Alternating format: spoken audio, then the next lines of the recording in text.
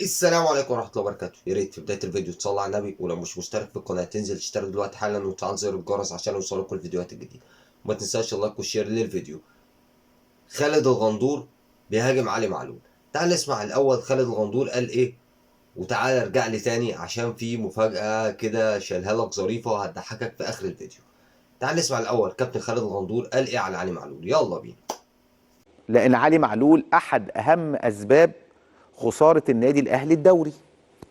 احد اسباب خساره النادي الاهلي الدوري، بمعنى اما جه معظم الناس تتريق على زكريا الوردي، وانه اخطا في الباص وكلام من هذا القبيل، وان تسبب في جون، وتريقه بقى ما بعدها تريقه على زكريا الوردي. فجيت انا قلت يا جماعه، ما هو ياسر ابراهيم ومحمد الشناوي اخطاوا في الكاس. طب ما علي معلول اخطا في موضوع شيكابالا. فطلع بعض من الجماهير قالت تقول لك ايه، يا عم علي معلول اخطا في ماتش في الدوري يتعوض. لا، تعالى لي بقى، تعالى لي وانا اقول لك. لا، علي معلول اخطا في ماتش شيكابالا، ادى الكره شيكابالا جابها جون. علي معلول ضيع ضربه جزاء في المقاولين العرب، كان ممكن يقلل الفارق، والماتش طلع تعادل. علي معلول رجع الكرة بصدره، دي اوحش بقى من بتاعه زكريا الوردي. ليه؟ ايريك تراوري في ماتش بيراميدز رجع الكرة بصدره، ايريك تراوري جابها جون. ما هي كل دي اخطاء، والراجل مضغوط في اول ما خد بطولة. وطبعا غير ان هو في نهائي افريقيا والهزيمه من الوداد وكده، فكان في ضغط غير طبيعي على اللعيبه، وخصوصا على علي معلول لانه اخطا كثيرا ومستواه كان مهتز. وكان لكن علي معلول لعيب كويس، ده لا ننكر ان هو لعيب كويس ولعيب مهم في النادي الاهلي. كان بتكلم على المرحله الاخيره، فكان عليه ضغط، فلازم يقول للشيكابالا احنا الاول، احنا الاول. شيكابالا رد عليه قال له لا، انتوا الثالث مش والله العظيم عارف أقول لك إيه يا كابتن خالد الغندور؟ كابتن إيه؟ انا مش عارف اقول لك ايه. انت لازم اي حاجه تطلع لازم تحط فيها اسم الاهلي او لاعب النادي الاهلي. طب يا اخي ما تطلع مره اقول حققوا بطولات زي النادي الاهلي. النادي الاهلي حقق لقبين دوري ابطال افريقيا في اخر 3 مواسم، واخر موسم وصل للنهائي، والمباراه النهائيه ما كانتش في ارضه. انما انت لا، مفيش الكلام ده عندك، مبرمج ومغيبب. طب يا سيدي بص، انا مش عارف اقول لك كابتن ازاي. والله انت ما عندكش اي خلفيه بكره القدم. والله عيب ان انا فاهمك حاجه زي كده. انت ازاي كنت لاعب كوره؟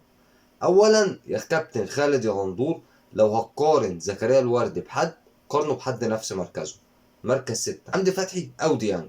ده اللي المفروض تقارنه بزكريا الوردي. انما انا معرفش ازاي انت بتقارنه بعلي معلول. وبمناسبة علي معلول واخطائه اللي انت بتقول عليها، علي معلول غلط في 3 مباريات بس يا راجل يا طيب. ايه ده يا راجل يا طيب؟ 3 مباريات؟ ده احنا على كده نروح والله العظيم هنقول له مسامحينك طول حياتنا. راجل بيلعب 3 مواسم، اخر 3 مواسم في النادي الاهلي، 3 نهائي دوري ابطال افريقيا، 2 تحقيق لقب، تالت وصل نهائي دوري ابطال افريقيا، 2 سوبر افريقي، 2 برونزيه كاس عالم للانديه. ده بالنسبه للنادي الاهلي. انا بكلمك على حاجات، عارف يعني ايه بطولات افريقيه. والله ما كلمتكش لسه على الدوري والكاس والكلام ده، ومش هجيب لك سيرتهم عشان اقول لك بس ان هو لعيب كان مجهد ازاي. خش بقى على منتخب تونس، كاس العرب، تصفيات افريقيا، كاس الافريقيه، حلم الوصول وتشريف منتخب تونس في كاس العالم فيفا قطر 2022. هو ده علي معلول. انت شفت علي معلول لعب ايه؟ علي معلول لعب مع النادي الاهلي حوالي 117 ماتش في اخر 3 مواسم. انت متخيل؟ مع النادي الاهلي بس. تقول لي احد اهم اسباب خساره النادي الاهلي؟ احد اهم اسباب خساره النادي الاهلي الدوري الحكام. الحكام اللي ادوك ضربات جزاء ملهاش اي لازمه، واللي ضيعوا من النادي الاهلي ضربات جزاء ونقاط متعمده. ما تقوليش بقى علي معلول وتقعد تطبل لفريقك والكلام ده. الكلام ده مش هياكل معانا عيش والله. انت عايز تطبل لفريقك دي حاجه ترجع لك، بس ما تجيبش اسم الاهلي ولا تجيب سيره حد من لعيبه النادي الاهلي. بالنسبه بقى لموضوع شيكابالا اللي انت طالع بيها القلعه دي، وهو راح قال لي شيكابالا احنا الاول على فكره. انت لو شفت الفيديوهات، انت بتقول انت كنت في الملعب، انت ولا كنت ولا نيله بان عليك في الملعب. لو شفت الفيديوهات على السوشيال ميديا كلها هتلاقي علي معلول راح لجماهير النادي الاهلي ويقول لهم احنا رقم واحد. شيكابالا هو اللي راح جري شكله. ده طبعا اتكلم على علي معلول، ما اتكلمتش ان هو عمله في الجماهير والجماهير قالت عليه ايه.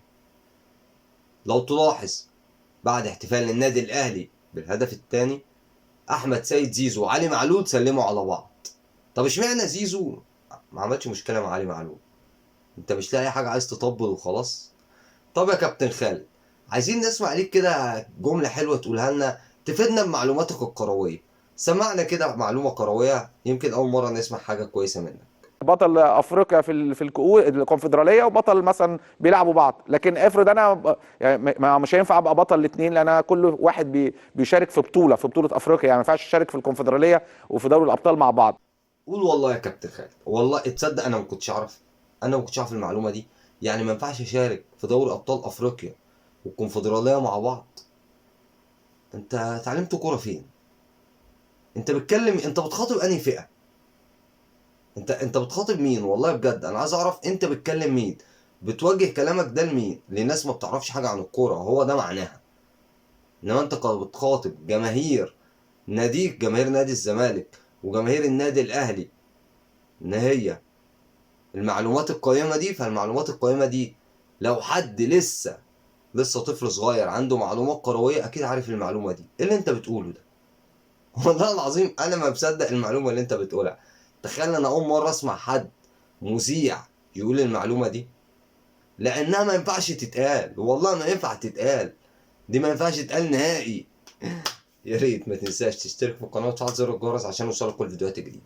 السلام عليكم ورحمه الله.